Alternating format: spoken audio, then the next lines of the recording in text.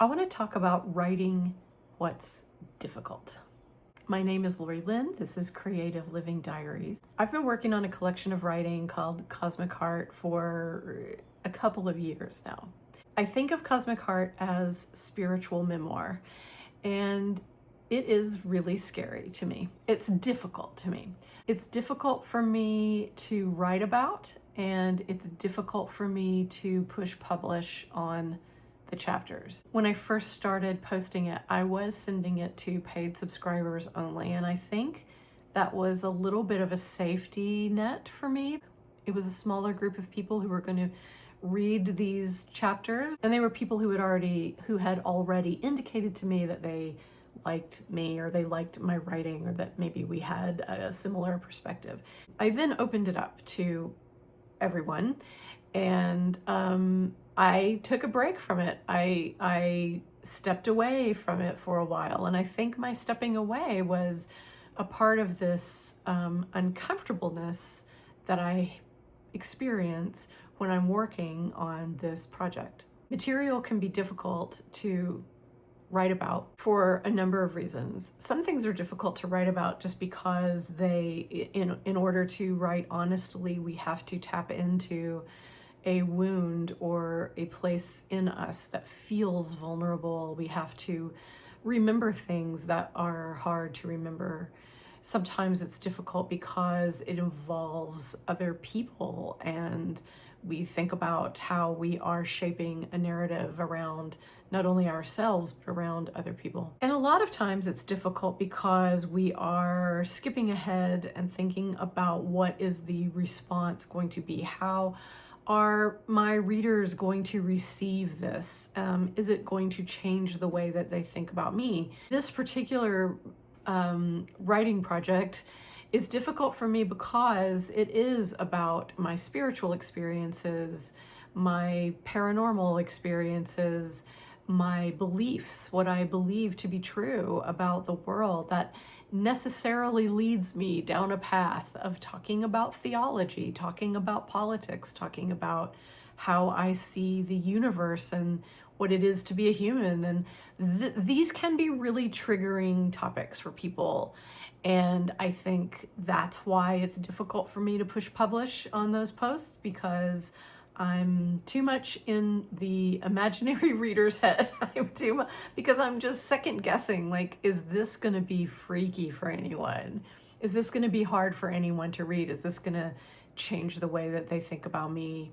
I just think if you are a creator of any kind, if you are an artist or a writer or any sort of creator in the world, this is something that you will at some point in your work have to confront and cope with. Difficulty that some things are more difficult than others to write through, to create through, and to make public. I think there's a myth that writing about things that are difficult or writing through difficulty requires readiness. But I think that is sort of like spiritual bypassing in writing form. It's that instinct to skip ahead to the resolution, to the peace, to the ease. So if I tell myself that, okay, I'm not ready to write about this because I still have big emotion around it, I'm skipping past the fact that the emotion itself is important, that the difficulty itself is important. I don't have to be perfectly whole and healed and resolved and understand how the universe works in order to write well about something. Can, in fact, still be grappling with, struggling with, picking that thing up and turning it around in all of the angles of sunlight to take a look at it as I am writing about it.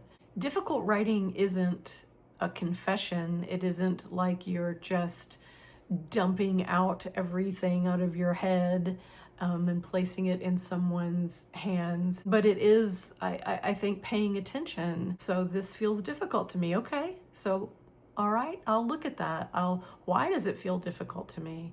And maybe the answer to that question will help me inform the writing itself. Loss and grief and fear and all of those emotions can exist at the same time as creation. It's not or it doesn't have to be linear. It can all be happening at the same time. The novel that I'm working on is a young adult novel, and I have a 16-year-old narrator. And while I am not writing about myself, she is not me, my 16-year-old self is definitely a guide for me in that writing. I think of her, I think of the 16-year-old me as a collaborator in that work. And she has wounds, she has fears, she has really difficult experiences that she brings to the table. And I feel those along with her being me, the earlier version of me. We take that into the writing, and it is not about fixing anything. It's not about healing those wounds, figuring anything out, but it is about being a witness. It's writing a 16-year-old protagonist allows me to be a witness to my own life and my own 16-year-old self. So if I were going to give you a method for writing through what's difficult or writing through what you're scared to write, I would say, first off, write everything. When you sit down to write everything. Don't think about your reader. Don't think about publication. Just write. Write what's in your head, what's in your heart, everything that you need to say. When you go back later in the editing process, then you can see what needs to be taken out. You can, write it, put it away for a little bit, and then come back to it. And when you're reading through, you will see those words, those sentences, those moments that aren't quite ready for public consumption will stand out to you, and you can cut them out and put them in a separate file to be dealt with later. This means that you're going to write the things that you almost write. Do you know what I mean? Like when you're writing and you think of saying something and then you think, oh, better not say that. In that first draft, go ahead and say it. Say the things you almost say. Say the things that you're afraid to say. Say the things that you know aren't coming out right, that people would misinterpret, because you need to get that out onto the page, and then you can come back and refine and revise and cut those places out or revise them. Give yourself permission to write badly, write in a way that doesn't make sense to anyone but you. Put placeholders. If you just, like, I want to write something that feels like this, let that first draft be just completely messy, completely wild. Only your eyes are ever going to see it. There's a difference between writing that processes and writing that connects. So those first drafts that you do, those are going to be your processing drafts. That's where you are making sense of things, where you are talking to yourself. You're letting your heart talk to you. And in the editing and revision and refining process is when you will create writing that connects to a reader. I think when you start to do it, when you start to allow yourself to write what's difficult, you will have reader response that makes it all worth it to you. This is something that amazes me every time when I do publish something, a chapter from Cosmic Heart that I have worked on and revised, and I feel scared about how it's going to be received.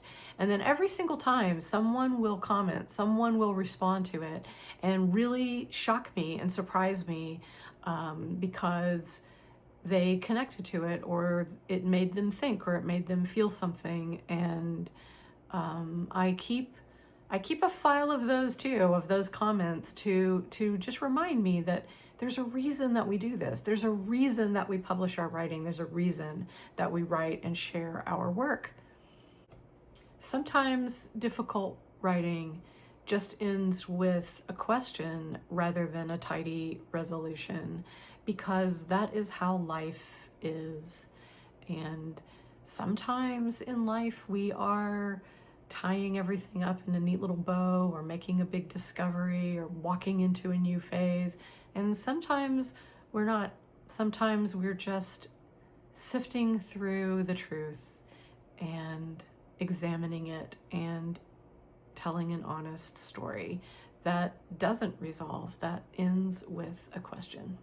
So that's my advice I would give to you today, to take into your writing practice, into your creative practice.